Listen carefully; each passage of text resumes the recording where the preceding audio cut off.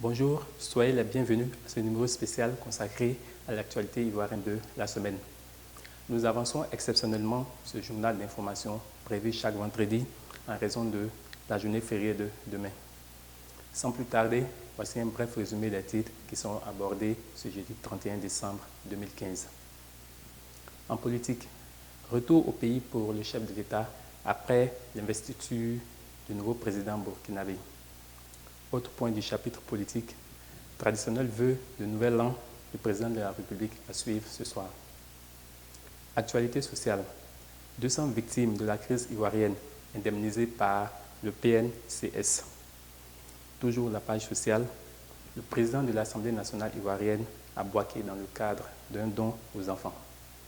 En culture, projet de construction d'une imposante bibliothèque au pays.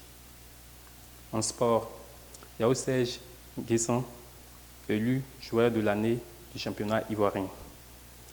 Passons à présent à un approfondissement du sommaire qui vous a été proposé. Nous ouvrons le journal avec le retour au pays du président de la République après la cérémonie d'investiture de son homologue burkinabé à laquelle il était invité le 29 décembre. Plusieurs chefs d'État africains étaient présents à cette cérémonie solennelle, au cours de laquelle le vainqueur du scrutin de novembre dernier, Christian Roch-Kaboré, a prêté serment devant la nation. Aucune rencontre officielle entre les deux chefs d'État ne s'est tenue en marge de l'investiture. Pourtant, les dossiers sensibles entre la Côte d'Ivoire et le Burkina Faso font la une des quotidiens des deux pays. La demande d'extradition de Blaise est l'un des sujets qui seront sans doute abordés par les deux présidents dans les jours à venir. Nous poursuivons en politique. C'est ce jeudi que le chef de l'État s'adressera à la nation ivoirienne devant les antennes publiques. Comme à l'accoutumée, le président de la République dressera un bilan global de l'année qui s'achève et présentera par la même occasion les grands chantiers qui seront abordés au cours de son second mandat. Les Ivoiriens espèrent une plus grande implication du chef de l'État, en plus des louables efforts entrepris qui jusque-là ont permis à la Côte d'Ivoire de réaliser une croissance exponentielle ces 3 dernières années de l'ordre de 8% en moyenne. Transition à présent pour aborder le volet social. Le président de l'Assemblée nationale ivoirienne, Guillaume Soro, était à Boaké le lundi 28 décembre pour une opération de distribution de cadeaux à des enfants. En tout, le patron de l'hémicycle ivoirien a fait don de 100 000 jouets pour égayer les adolescents démunis de la région en cette période festive de fin d'année. Opération d'indemnisation des victimes des violences post-électorales en Côte d'Ivoire.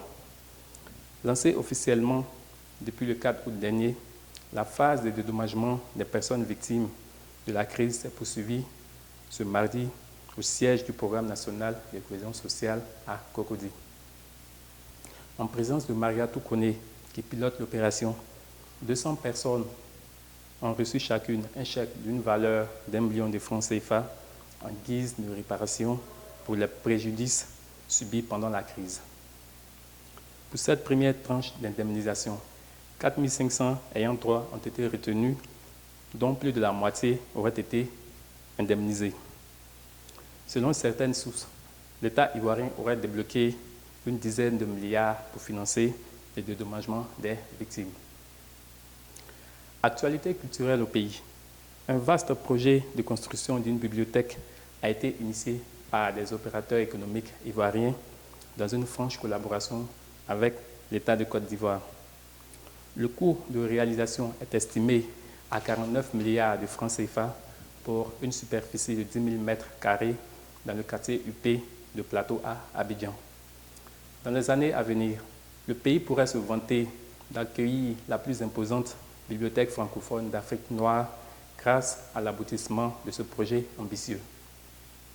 Nous fermons cette édition avec une page sportive liée à la Ligue 1 de football en Côte d'Ivoire. On connaît depuis lundi le nom du meilleur joueur du championnat ivoirien. L'actuel sociétaire de l'AFAD, Nguessan Yao Serge, a été désigné lauréat du prix cette année. En plus de garnir son palmarès de footballeur, cette récompense lui a permis d'empocher la somme de 400 000 francs CFA. C'est tout pour ce journal. Nous vous donnons rendez-vous la semaine prochaine pour le tout premier bulletin d'information de la nouvelle année. Nous profitons de l'occasion pour vous souhaiter une agréable fête de fin d'année. Merci de nous rester fidèles et à la semaine prochaine.